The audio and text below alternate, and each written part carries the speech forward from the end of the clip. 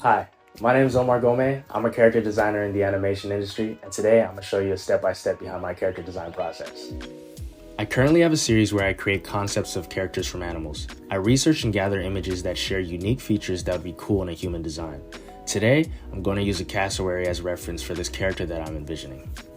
I'm using my Wacom Cintiq Pro to do all my drawing because of the innovative features that it allows.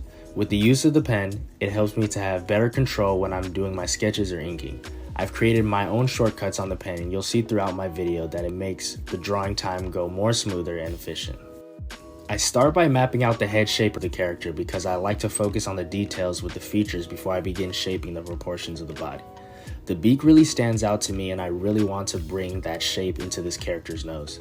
I'm also very interested in incorporating the crest of the cassowary into the hair shape of the character, so I'll do so using the Rwandan hairstyle as reference. Once I like the style of the head shape, I start mapping out the body. The important part of creating the proportions is focusing on shapes to make the silhouette really stand out. I sketch out the full body and any clothing I want to include during this process. It's very rare to get the final designs on the first try.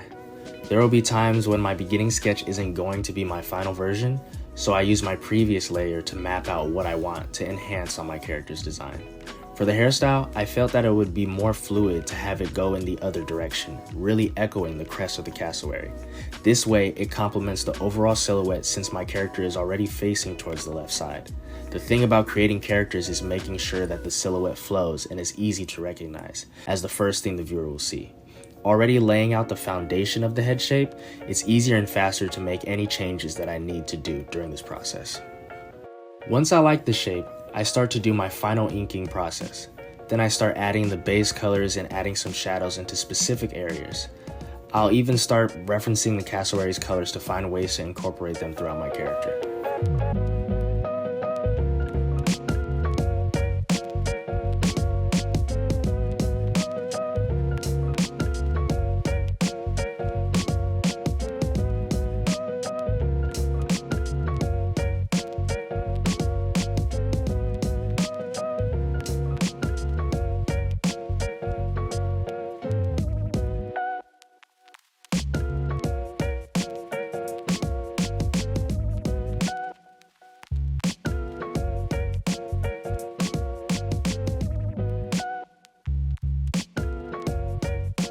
This is the part where I start to bring the influence of the animal into my character.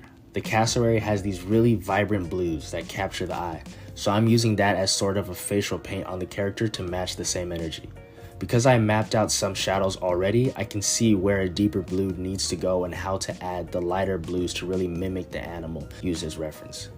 But I still want to deepen the facial features, so I'll go back in and add more shadows and highlights that I see are needed before I continue on. When I'm painting, I like to start with the shadows to emphasize the forms of the designs and then follow with the highlights to enhance the characters at the end. I just find it easier to go from darker to lighter when designing.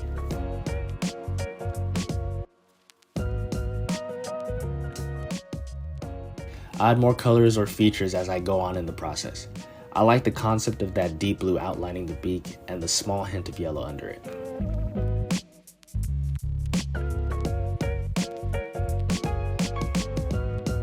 Before adding any clothing, I'm going to adjust the body features and proportions. Sometimes I'll change the length of the legs or even the angle of the arm until it feels like that character is balanced out well.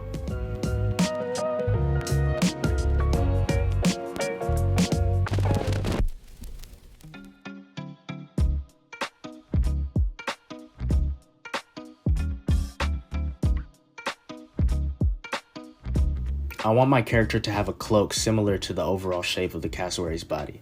So now that I have the body proportions down, designing the shape of the clothing will be much easier.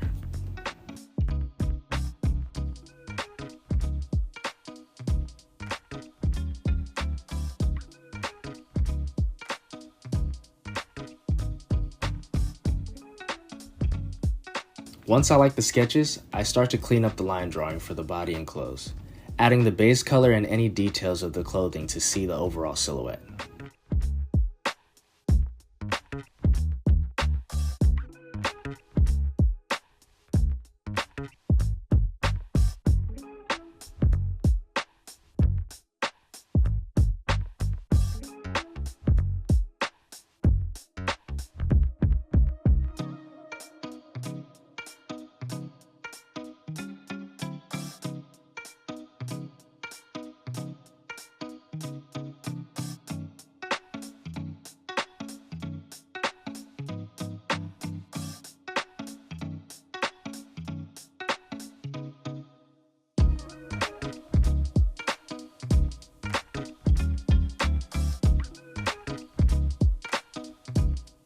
While I paint, I might notice even more changes I want to make, so I'll start to add and take away what I think fits for the character.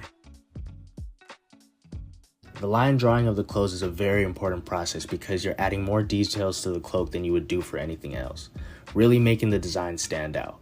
I'm choosing a deeper shade of blue for the cloak for the inspiration of the cassowary's body, but still leaving a sense of transparency to reveal a bit of the body and the arms.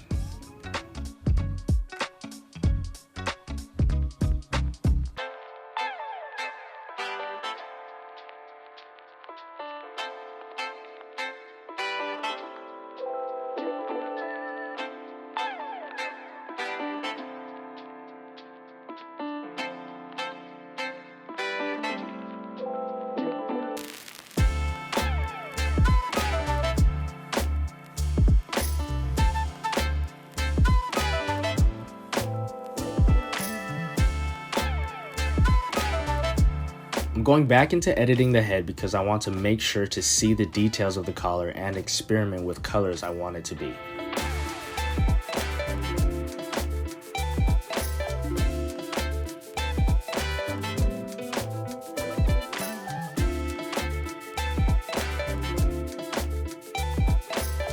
I like to put my character's head in front of a darker background because it makes the features and color pop even more. It also helps me to see what more detail I can bring, such as more highlights or adding more reflective light from the collar, really stressing the sharp red designs from the cassowary's neck.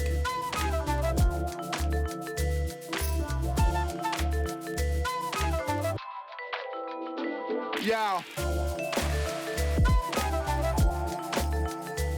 When I finish with the head design, I can copy and paste it directly on the body of my character and start to see my character really come to life. I've always been into shoes ever since I was young, and the pop of red that the cassowary has reminded me of the Retro 5 Raging Bulls, and I wanted to shape the character's shoes to that concept.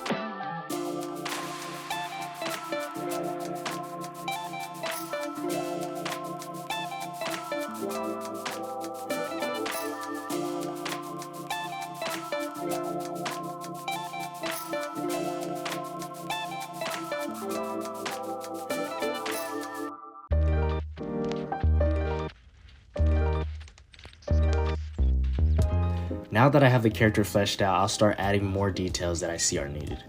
Sometimes I might even add more accessories to give the character more balance.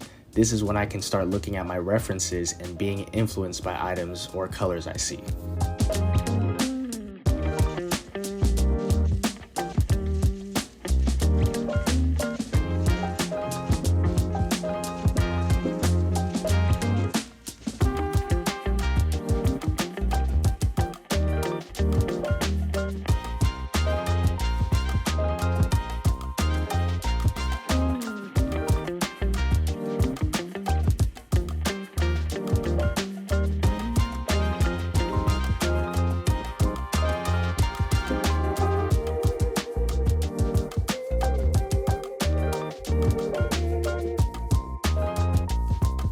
The last thing I notice is the details on the knife that I want to work on.